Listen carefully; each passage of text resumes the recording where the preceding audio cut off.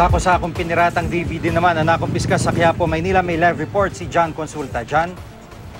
Jiggy, umabot sa 800 sako o mahigit 100 milyong pisong halaga ng pirated DVDs ang nasabat ng mga miyembro ng Optical Media Board kasama mga tauhan ng NCRPO sa Quiapo, Maynila kanina. Sa loob ng isang tindahan, bumulaga ang Hilele-Hererang replicating machine na ginagamit sa kanilang operasyon.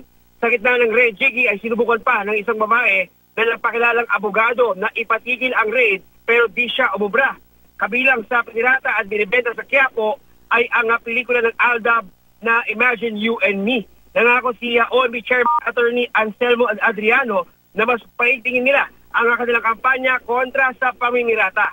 At samantala ng Jiggy, matapos ang mga proseso ay sama-samang wawasakin ang mga nakabis ng DVD bago matapos ang buwang ito. Yan ang latest. Balik sa Jiggy. Maraming salamat, John Consulta.